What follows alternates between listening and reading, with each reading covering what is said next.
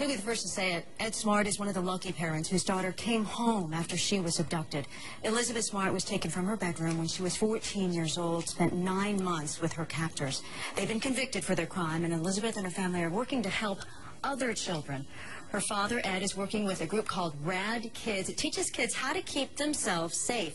He and the executive director of that group are here. Steve Daley and Ed Smart, thank you so much for being with us. First, explain to people, what is radKIDS? What are you trying to accomplish? Well, it's a different type of safety program and really a life skills program that actually trains the children instead of just tell them. When we grew up, we were told don't talk to strangers and then be polite. Kind of a confusing message. radKIDS actually empowers the kids to exercise and activities so that they develop their own skills to respond instinctively in danger. And we're looking at some video here. Explain what you're teaching them here. Well, at the end of the class, there's a graduation, an escape from an abduction.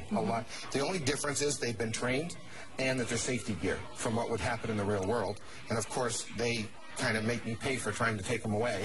And so that's the cool part, is that it actually gives, instead of fear, children can respond with an attitude of how dare you touch me versus help me, help me. And it's not just physical strategy, though, right? You also try to help them have good judgment, decision-making skills? It's all about believing in themselves, self-value and self-worth. We teach 3 principles. No one has the right to hurt you because you're special, and we believe every child is.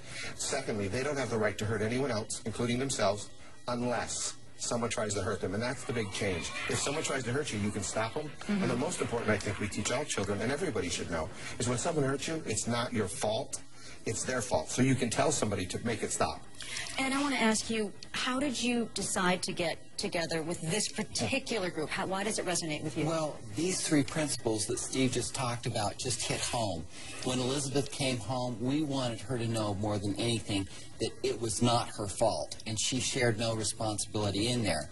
Most of the perpetrators tried to coerce their children into feeling some sense of responsibility that they're not going to be able to get away. And so the fact that one of the principles is nobody has the right to hurt you because you are special.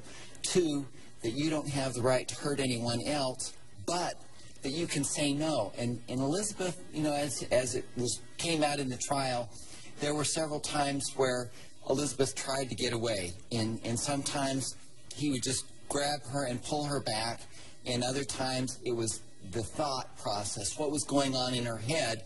I'm going to kill you, I'm going to kill your family unless you do what I say. Well, that's what predators will try to do.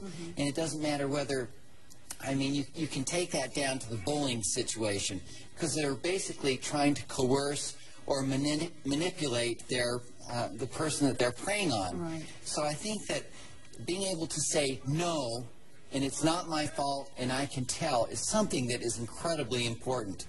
And if we can get this across, when you think of all the children out there that are being manipulated, assaulted, those few that are abducted, we need to empower them with an understanding of what their choices and their options are. What are you finding as you talk to other adults, parents, teachers, school administrators? Are they, do you feel like they're surprised, you're surprised that they believe there's actually more that a small child can do, or do you think that they are already on board? I think the big thing is that most of us think we're going to scare the kids. And what was taught to me was by the children, as they said to me, if I don't learn this stuff, I don't know what to do. 5-year-old girl said, I don't know what to do if a bad guy's there. And another child said, you know, I am with myself 24 hours a day. I need to know this.